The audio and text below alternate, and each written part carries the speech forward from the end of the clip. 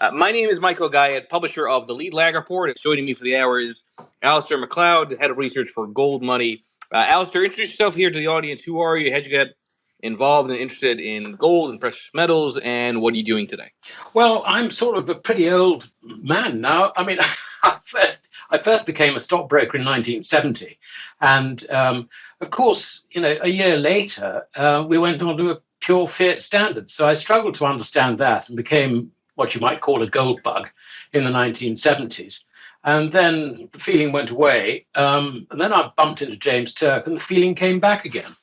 And so ever since then, I've really been researching gold, the economics, money, the relationship between money and credit and all the rest of it. And I must admit, had a thoroughly good time of it. And Gold Money have been very, very supportive of my work. I can't think there are many places where I could write with the freedom that I have. I mean, I don't criticize individuals. I don't get involved with politics. But I call out the Keynesians, I call out the monetarists. I mean, basically, I have a load of fun, and I hope that I educate people on the way. So that's basically what I do and who I am. It seems to be very easy to call out most people nowadays because most people seemingly are very wrong on the way that the system works. So I changed the name of this Twitter space kind of last minute to "Here Comes the Banking Crisis." Just going through some of your recent tweets. I want you to lay out for the audience, just first of all, short term, what the hell is happening? I've been in North Carolina for a couple of days. I see the headlines, and it looks like it's seemingly out of nowhere. And it's like, well, I guess we're in a crisis. Yeah. I mean, Michael, that's the nature of a banking crisis. I mean, we basically, we might have a few months ago started worrying about something like Credit Suisse or something like that. And then the feeling goes away and you think everything's all right. And then suddenly you get caught on something completely unexpected. And I think that's really what's happened today with this bank in California, which seems to me has got virtually the whole of the venture capital industry in California all as depositors. And of course, they will be depositors in amounts which are far greater than the deposit guarantee. So you can see that I think the ripples from this won't be confined just to banking. And not only that, but the effect on global bank share prices has been really very significant. And I think it's worth making the point of the G-SIBs, the global systemically important banks, all around the world, with the honorable exception of America, their share prices are standing at very substantial discounts to book values. I mean, when you get something standing at something like 20 to 30% of book value, that's not telling you that stock's cheap. It's telling you that the market's saying this is bust. And if you want to have some option money on it not being bust, this is what you pay. And it's been like that now for the last, 3 years, 4 years, 5 years? I don't know. I mean, it's just a crazy, crazy situation. And then, of course, we had the repo blow up in September 2019. And that was the first indication, I think, that banks were running out of balance sheet space. And in my view, the reason that you've got such a high level of reverse repos at the Fed is basically the banks are turning deposits away because they do not have the balance sheet space to handle them. And not only that, but what they do is they become selective about what sort of deposits they have. And under the new Basel III rules, basically, if you have small deposits, because they're guaranteed by the FDIC or whatever the equivalent is abroad, then according to the net stable funding ratio, that is very, very good. It's big deposits that they don't like because they can shift very, very quickly. So the irony in all this is that we're seeing something which I think is likely to spook small depositors. And yet, under the Basel rules, this stuff is seen to be relatively safe. So I think there's quite an experience we've got to go through on this. Not least, there is also the change in bailout rules, because after the Lehman crisis, and I insist incidentally on calling it the Lehman crisis, not the Great Financial Crisis, because the Great Financial Crisis, I think we've yet to face. But after the Lehman crisis, everybody introduced legislation, or at least amongst the G20, to do bail-ins rather than bailouts. So on a global banking crisis or problem, you can see that there's a lot of room for misunderstanding by the central banks. I mean, the idea that depositors are going to start thinking, my God, we've got to get out of this bank quickly and go into something safe, like a bigger bank, which is too big to fail. You can see that the run really can start amongst the smaller banks. And I think that's probably what we've begun to see today. I mean, to me, this is not just a sort of one-off accident, something that can be handled and all the rest of it. This, to me, is a signal of something far larger to come. Yeah, I have to say I largely agree. I keep just for those, and I've said this in the prior two spaces. All throughout February, I was saying March, March, March, March. Basically alluding to the idea that I thought there was a higher risk probability really towards the end of March, given some of the intermarket relationships that I track, but that it wouldn't necessarily be the credit event. And while I myself still am not that confident that this is the start of a credit event, it is pretty remarkable. As much as it's interesting to me, Alasdair, a lot of people, for the last several months have been focusing on Credit Suisse as an example, right, of a crisis warning sign for European financials.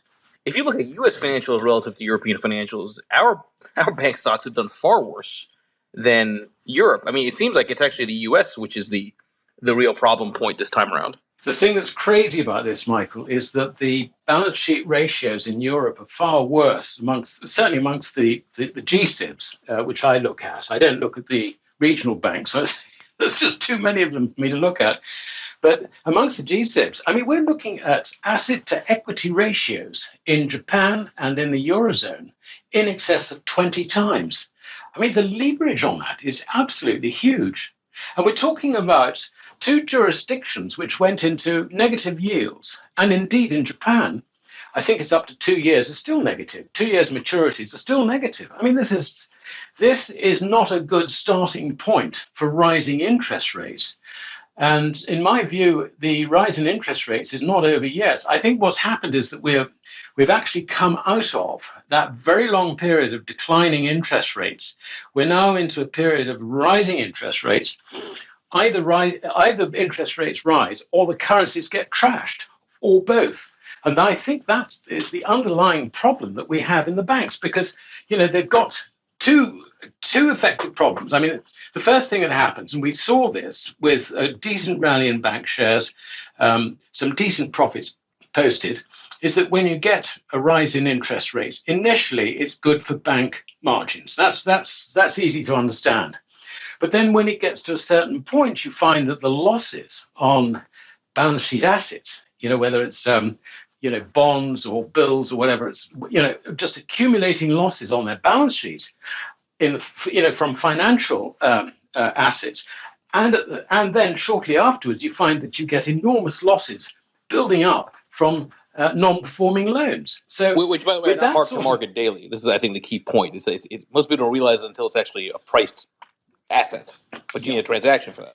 Yeah, absolutely. I mean, it's amazing that nothing really seems to be marked to market. I mean, it's all sort of hidden. Well, I suppose it was ever thus, but they just find new ways of hiding things.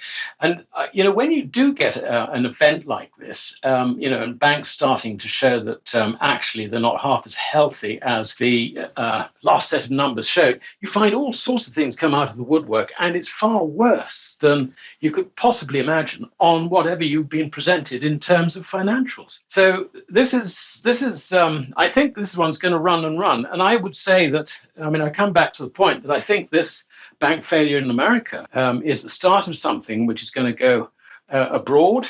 I can see that the Japanese system, and just look at the losses that the central banks have that they're hiding on their balance sheets. I mean, the losses on the Bank of Japan's balance sheets are astronomical. I mean, they more or less cornered the market in 10-year JGBs. And if you look at their portfolio, they've not just got 10-year JGBs, they've also got 20 years, 30 years, and 40-year maturities.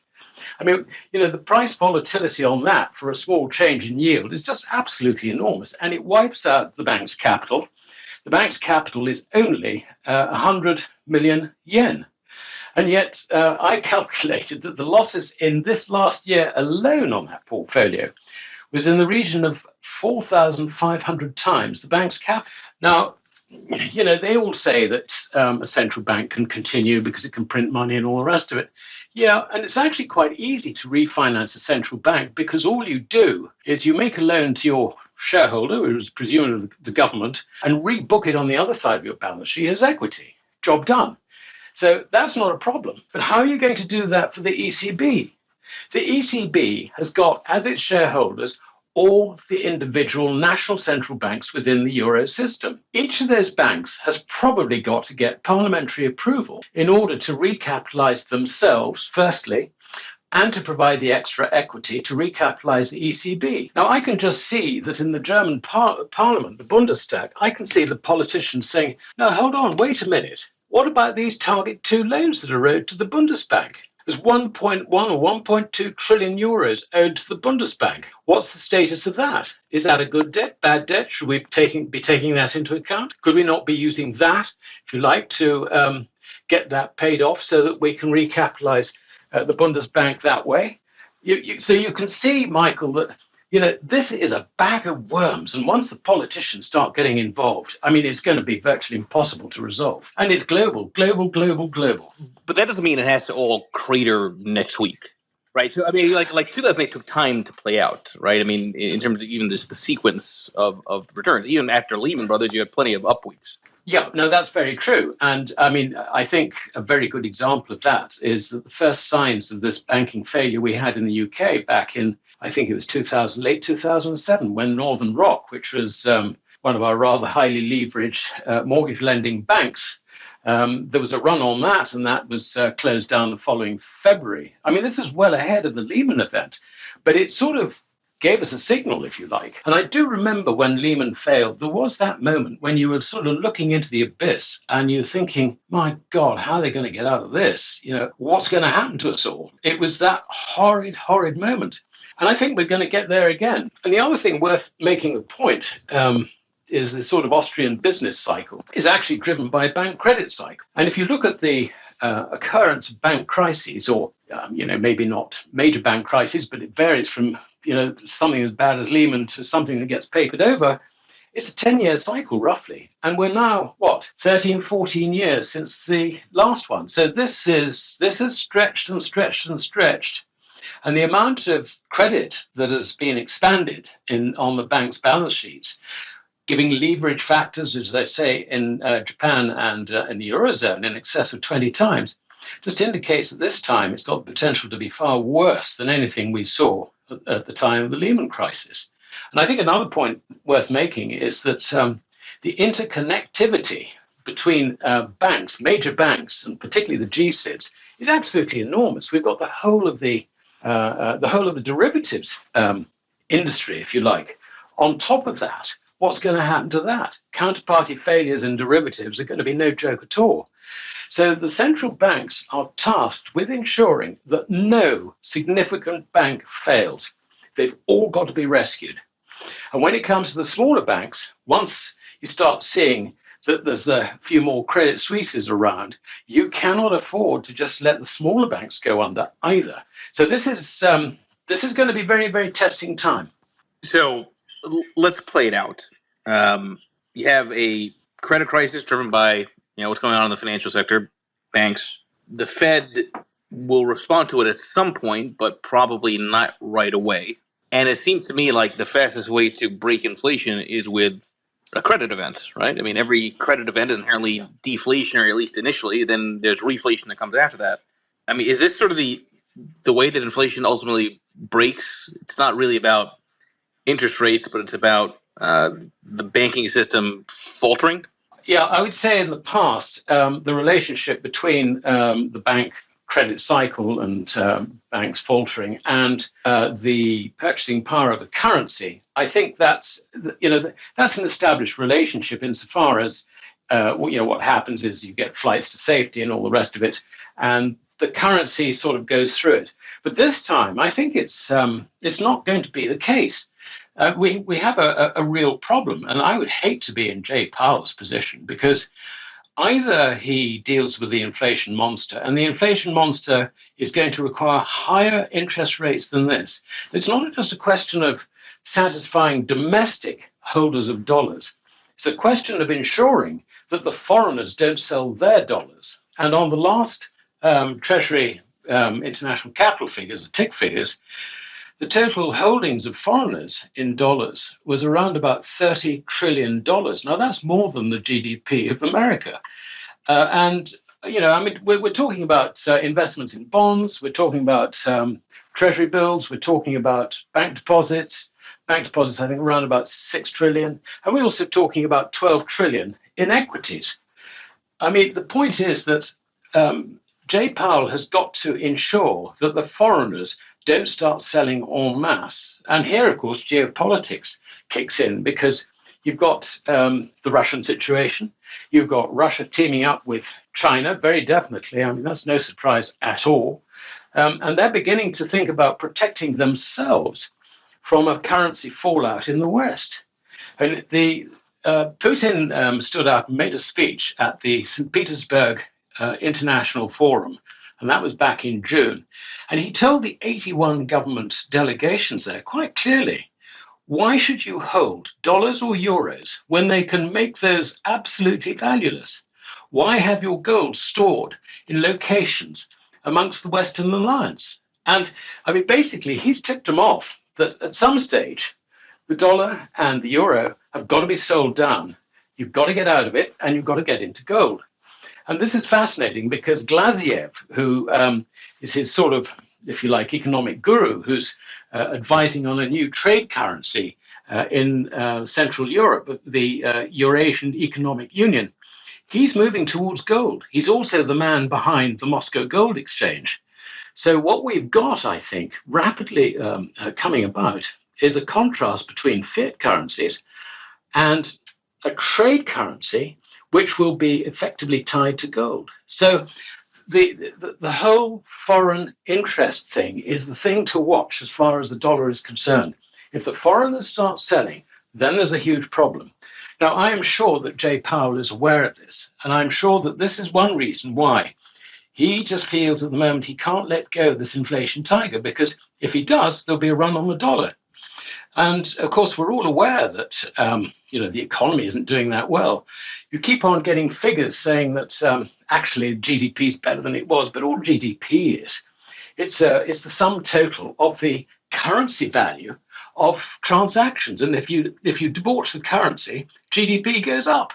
And the inflation compensation actually doesn't go up with it. So what we're seeing, I think, is not a strong economy. We're just seeing a weaker purchasing power for the dollar.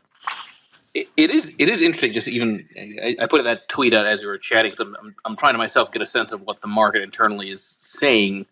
Like even today, right? Okay, so again, and I hear you. I'm not disagreeing with anything that you're saying on sort of the contagion point, which I think is 100% spot on. But I always go back to path matters more than prediction.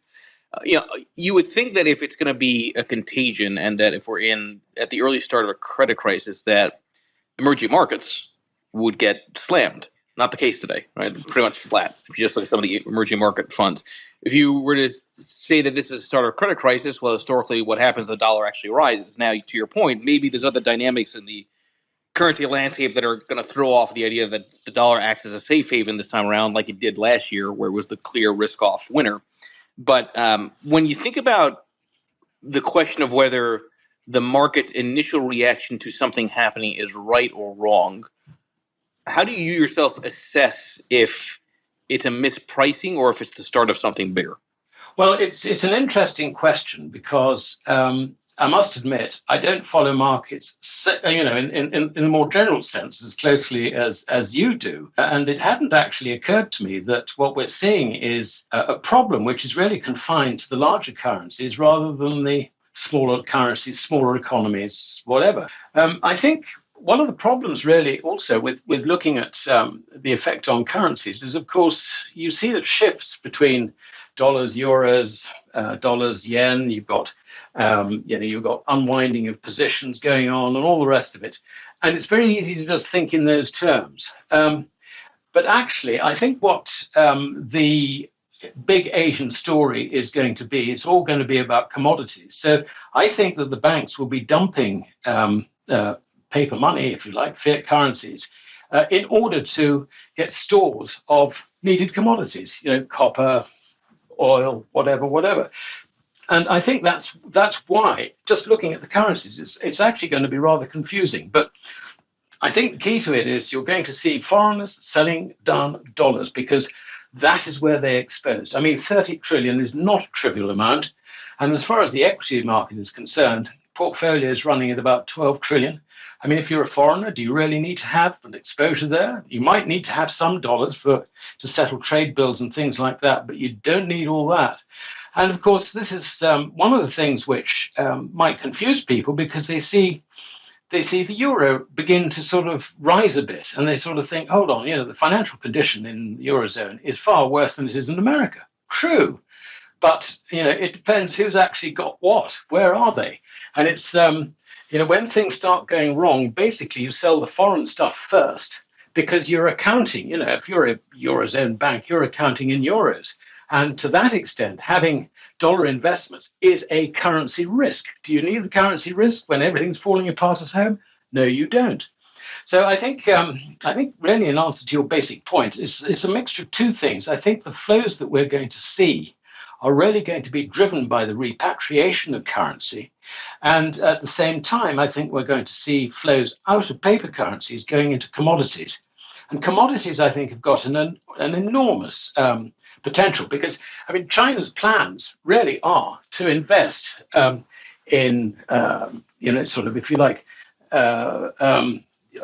transport facilities, communications, factories, and all the rest of it, industrializing the whole of Asia. This is going to take an enormous amount of money. And the great thing about China is she's got the savings to be able to back it up. So she can do that on a more or less non-inflationary basis or a relatively low inflation basis because the Chinese citizens save over 40% of their income. I mean, it's a staggering amount, particularly when you compare it with us in the UK and you Americans. I mean, savings? What savings? And here, I don't know about America so much, but here, if you've got any savings, the government taxes it. So, it's a completely different paradigm. And I think that the demand for commodities coming out of China and the whole of that Asian development story is going to make commodities the real story for the next 10, 15 years. And, financial markets, I think, are going to have to pay the price for it. There's a question in the thread for this space. Alasdair, do you think this situation equals a, in quotes, break something in Fed speak? Is this enough of a catalyst to get the Fed to say, well, you know what, those rising rates we were talking about 3 days ago, maybe not so much? I don't think so. No, I can understand. I can understand the point hugely, and I should think that Jay Powell's sitting there keeping his fingers crossed. But I think there's as much danger of the Fed acting too early in this, insofar as if it suddenly turned around and changed, we would say, my God, there must be something wrong. The Fed's been spooked. If you see what I mean. I think, right, it's a confidence game, right?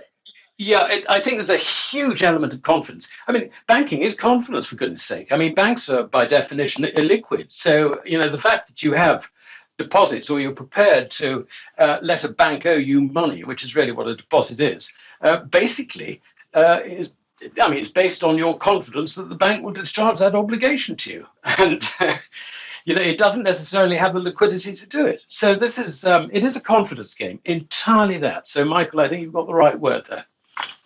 Let's differentiate between demand for commodities and demand for gold for a bit. I always go back to, there's a reason why I have lumber and gold in my Twitter picture, because it relates to one of the papers I put out that I present on all over the country.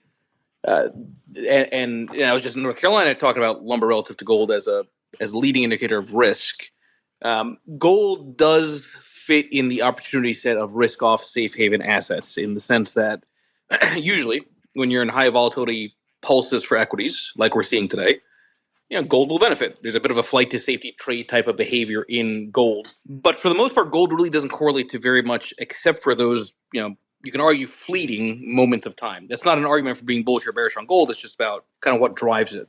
Talk us through the thesis for a longer term period of outperformance of gold against other commodities, right? So you've got the idea of commodities in general, but the question is, would gold be sort of the top performer in that? Yeah, that is an excellent question because I've done a bit of research into this. And if you look at the relative volatility of commodities priced in gold compared with commodities priced in fiat currencies, all the volatility pretty much is in fiat currencies. You could actually say that a basket of commodities actually does more what a currency does or should do, a medium of exchange should do, than the currencies themselves. They lose their purchasing power.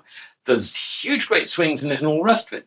Meanwhile, if you look at commodities priced in gold, there is relatively little variation. And this all fits in with this sort of meme that, you could, in Roman times, you could have bought a toga for the same price you pay for a decent suit today. Broadly, that's sort of true.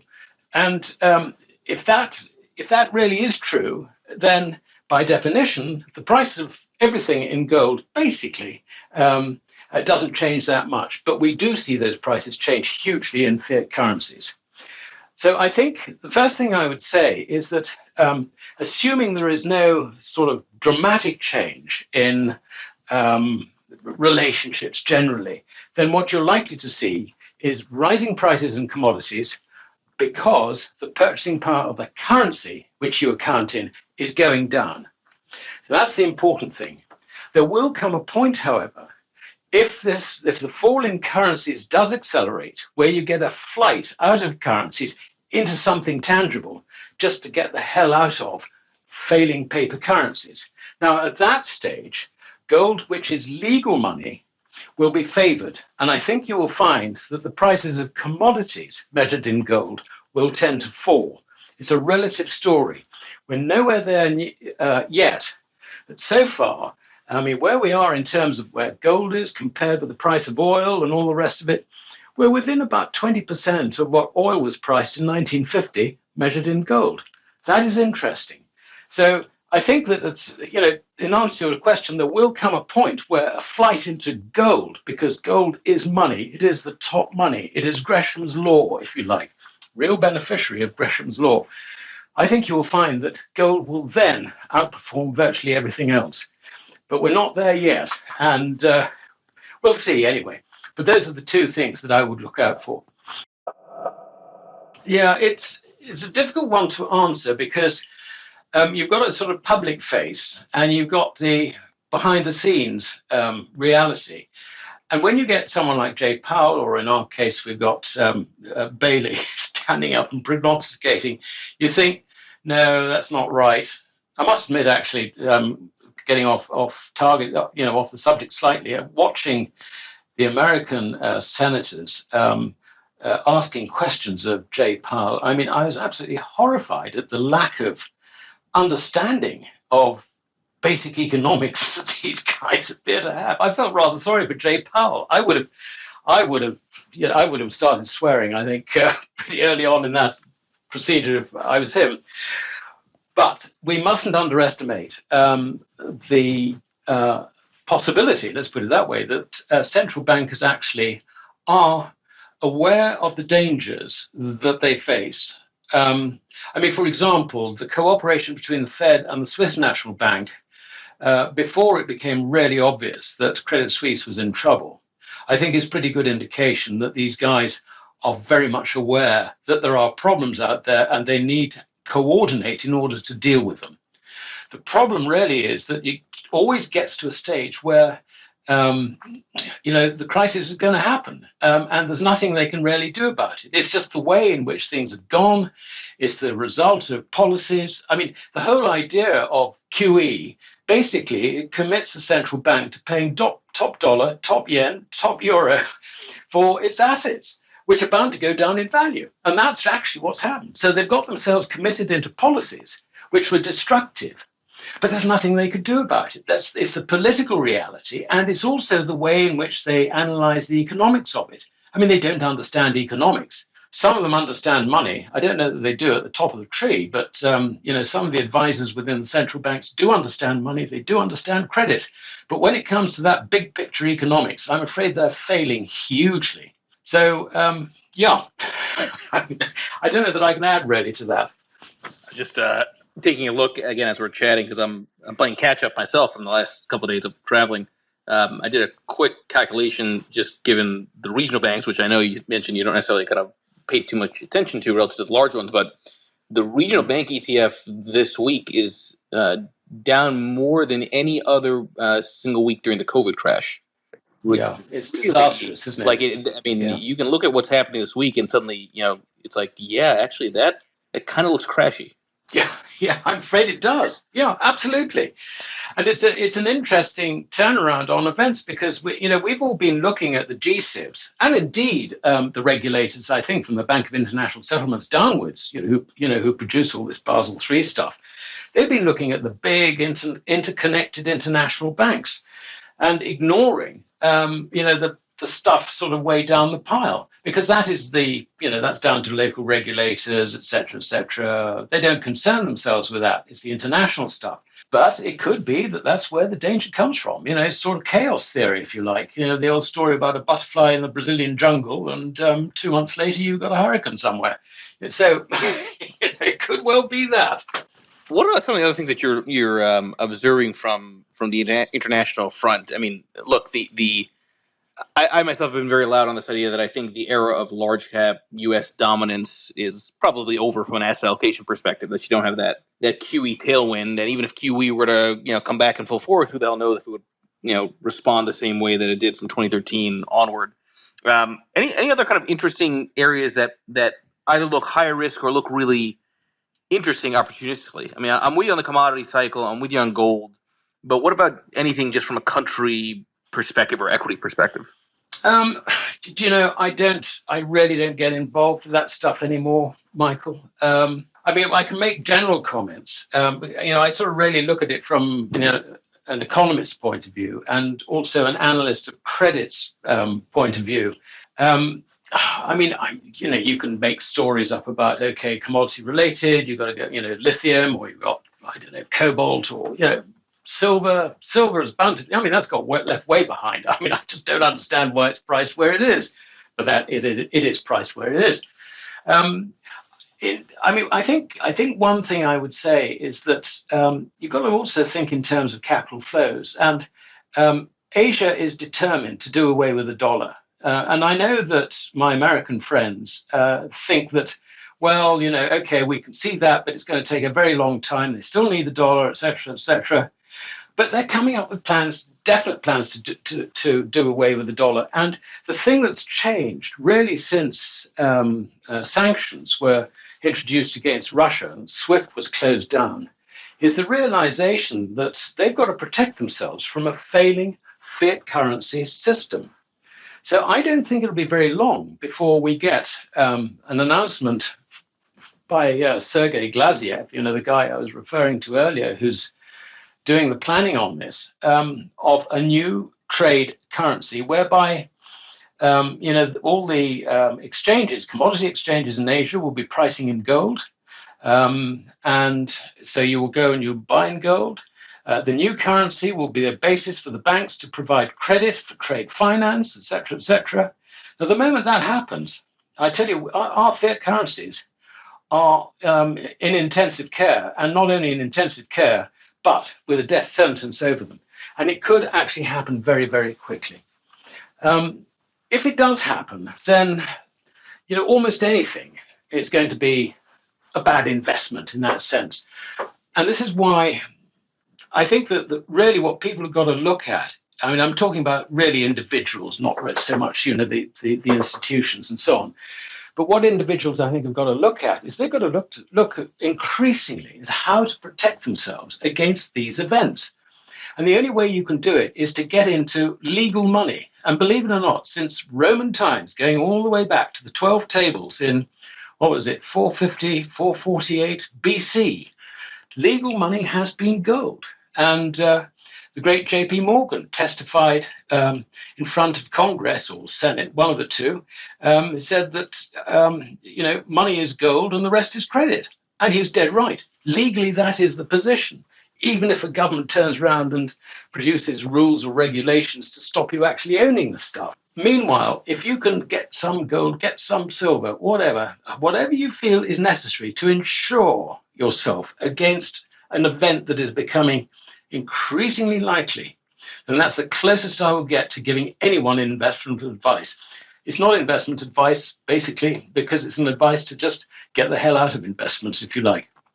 Do you think we've, at least for now, kind of put an end to the discussion of, or the argument that if you're going to protect yourself against fiat, that the way to do that is with digital gold, Bitcoin, cryptocurrencies? I mean, that was the thing everyone was talking about forever. And and I have to tell you, it's a I put out a tweet sometime last year, or maybe even the year before that, and I was basically showing that I said something like, unpopular opinion: gold is a far better hedge than Bitcoin in risk-off periods. And you only had really two major risk-off periods to prove that, but clearly in the COVID crash, gold performed better than Bitcoin during that crash. Do you think this finally puts an end to that, or are we going to kind of revisit that at some point in the future?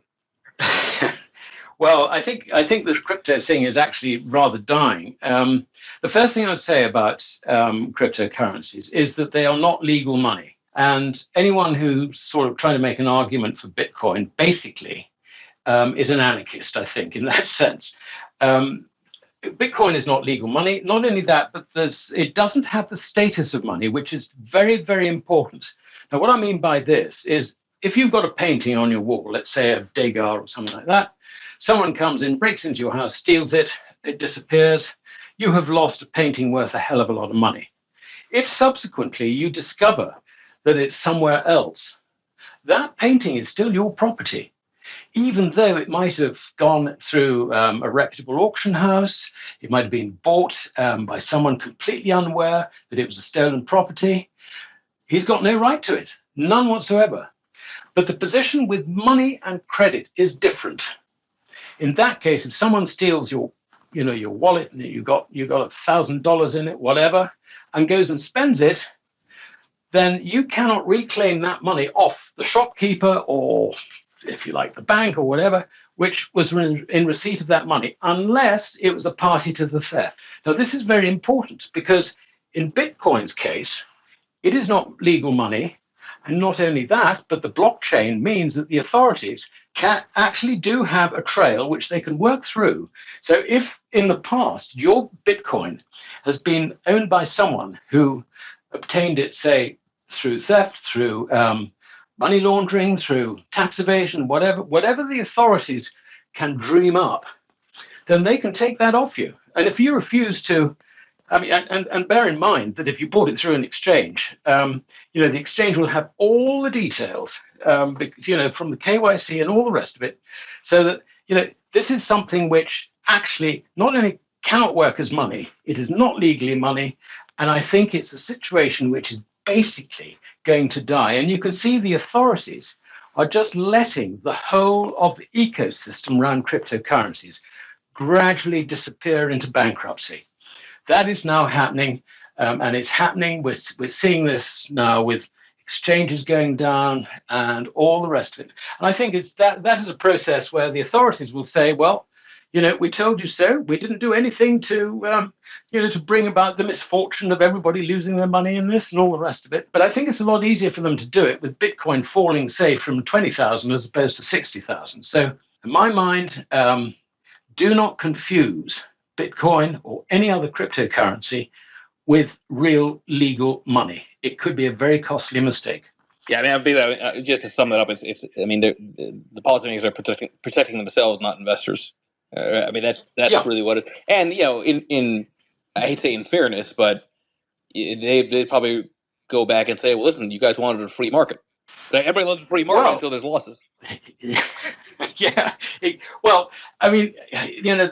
is, the thing that's interesting is when this originally started, I don't think the authorities quite knew how to deal with it. They were probably slow off the mark and all the rest of it. And their response was, well, we've got to invent something which is the equivalent of this so that, we can quietly sort of lean on the private sector alternative to the state currency. And they came up with CBDCs. And of course, in order to sell it, some of the stuff coming out of the Bank of International Settlements, which has been coordinating this, they can use it to do this, do that. They can they can run your life for you. This is 1984 stuff on steroids. And I think the answer, we saw a new CBDC document come out of the Bank of England, and they're pursuing this. But you can see that, I mean, they toned the whole thing down and all the rest of it. And I think it's going to die a death. And I can't see this getting through American legislation either, because if it cuts across the commercial banking network, the commercial banks are not going to support it. And as I understand it, I mean, you know, Michael, more than me, but as I understand it, the banks are very, very heavily into paying the elections expenses of both Democrats and Republicans. So I don't think that there will be the support forthcoming for a US version of the CBDC, unless it's so toned down, it's just another form, if you like, of currency inflation. So, yeah.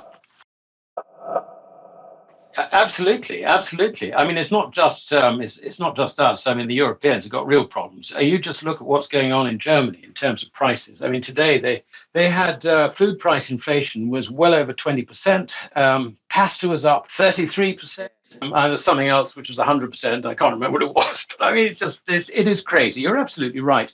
I would say that, I mean, you know, we're not going to escape this. What we're really seeing is we're seeing the purchasing power of our pounds going down. That's what it is. It's not so much prices rising. And this is the point. As soon as people actually understand that it's the currency losing purchasing power, losing value measured in goods, not good prices going up, then I think at that stage you'll find that the currency will rapidly start dying. I would say that the only way you can, if you like, protect yourself against this is, as I said earlier, get into gold or silver. I mean, just get into physical money.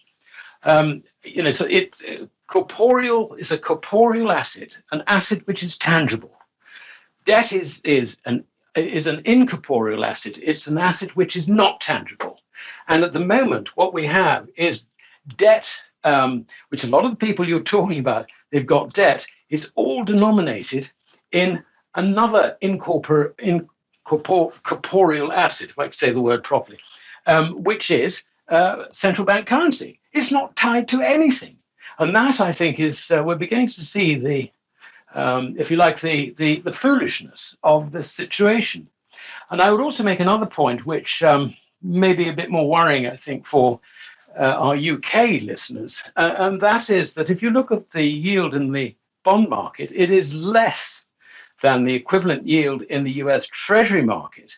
Now, that to me is completely the wrong way around, because in this world of fiat currencies, the if you like, the standard is the dollar. Now, I can understand where you've got currencies which are genuinely separated from the dollar, but historically, we've been a more volatile version of the dollar. When people sell dollars, they sell sterling first. So I can see that the potential for bond yields, gilt yields in this country to rise is somewhat greater than in America. And I'm not decrying the extent of the rise that's likely to happen in America. But the effect of that on the equity markets, I think, would also be very, very negative. And I can easily see sterling going back down. I mean, I don't make currency forecasts, and there are huge flows involved. But I can easily see sterling going back down to test the lows that we recently saw against the dollar. So, you know, the situation for those of us in the UK is actually pretty grim. That's not a good feeling to leave listeners with, but Yeah, I do. I mean, it all started really. I mean, going way back, I remember being asked by people when I was traveling in Europe, you know, do you think Bitcoin is money? And I had given my opinion, which was less formed than it is today, I must admit. But clearly, to me, it was not money. It was a speculative counter. And the whole reason that people think thought it was money is because they were comparing the sort of hard stop at 21 million Bitcoin, and each one had to be mined at expense and all the rest of it, with fiat currency, which has no upper limit, currency and credit, which could just be printed by the central bank or just created out of thin air by commercial banks. And that's where the comparison was. And of course, everybody understands that very simple comparison. You then make the leap from that to thinking, well, you know, there's a restriction on the supply of Bitcoin. There is no restriction on the supply of currency and credit. Therefore, Bitcoin's going to go up. And that's, so we've had some sort of crazy forecasts of Bitcoin going to $1 million and all the rest of it. But yeah, I mean that was really the whole driving force behind it. So I felt I really did have to look into the legal position on this, and this is what came up. And I don't know to what extent the authorities, in their responses to all this over time, have done the same thing. I would not be surprised if they haven't actually looked at the legal position and the difference between something like, a currency which gets stolen off you, and once it's gone, it's gone. You've had it. I mean, okay, you might get someone sent to jail if you can prove that they stole it. And as for the keys for the Lamborghini, what actually matters is the ownership of the Lamborghini. If you manage to track it, it's yours. You get it back, and whoever is in possession of it at the time is not entitled to any compensation whatsoever. It's a very interesting point. I mean, it is a slightly broader point than just currency. I mean, there are consumer items, for example. If someone steals food off you, you obviously can't get the food back. You probably wouldn't want it back if they've already eaten it. So there are other instances like that. But the law of property rights is very, very clear on this. Bitcoin does not have the status of money in law, and therefore it cannot operate as money. There is another point about it, and that is if you actually look at the relationship between money and credit, then money actually very rarely circulates. Credit is always what circulates. And so what you would have to do if you had Bitcoin is you would have to take account of the ability to expand Bitcoin credit on balance sheets and also between individuals. I might promise someone, I say, okay, come and do some work on my home, and I will pay you when you render me the bill. And so basically what's happening is someone comes and does the work, and he has taken, if you like, he has a credit from me for that work in Bitcoin. Now, what's it going to be worth by the time the work's finished? I don't know. Nobody knows. It would be impossible to expand credit on the back of something both as volatile and as restrictive as Bitcoin. So it just cannot. It's just completely impractical as well as being illegal. By the way, you took me back to my stomach bug, given that talk about food that somebody else has owned just from last week. All right, let's go to... Yeah, sure. There's a huge difference between gold money and a bank. A bank basically will take money off you. I mean, with your, as a willing party, and give you in return a credit on its balance sheet. It owes you the equivalent of that money in credit, which you can transfer anywhere else you want under the terms of the bank account. So that is the way banks work. We don't do that. Every ounce, every part ounce, if you like, of gold, silver, platinum group metals that we have for our customers are not on our balance sheet. We hold them in as custodians. We have no conflict of interest with our underlying customers, whereas a bank, of course, obviously does have a conflict of interest. It has various conflicts of interest, and a modern bank has enormous amounts of conflicts of interest, not only in banking, but where banks actually act as custodians. They also have conflicts of interest. I mean, you look at something like HSBC or JP Morgan, who act as custodians for the GLD and the SLV ETFs. I mean, they have got not only custodial facilities, they've also got dealing desks. They take positions. They deal on behalf of miners. They do hedging. They do, everything. There's so much in the way of potential conflicts of interest. And do you remember the old term Chinese walls? We never hear that nowadays. I wonder why. There are rules and regulations, but basically you want to be, I think, if you're going to have someone look after your gold, your silver, your platinum group metals, you want that in custody. You want that held by a custodian. And in Canadian law, I think it's called bailment. Very, very important distinction. And again, going back to the Roman distinction between money and credit, there is absolutely no doubt at all that when we store metals in custody, then that is not only the property of the individual concerned, but we have to return that property, if it was deposited with us, to the individual concerned. And if we've bought it on behalf of the individual concerned, we must return that property to the individual. Very, very important distinction. What this means is that in a banking crisis, your metals are not at risk. They're stored in vaults around the world. I think we've got 11 vaults in different locations around the world. So you can pick a jurisdiction, which probably, I mean, if you're resident in Canada, you think that Mr. Trudeau might take a cavalier attitude in the future about property laws. You might want to have it stored outside Canada. And that, again, is the sort of facility which James Turk, who set up Gold Money, sort of really saw as being something meaningful. I mean, particularly since James is an American national and very, very much aware of Roosevelt's executive order back in 1933, basically banning the ownership of gold.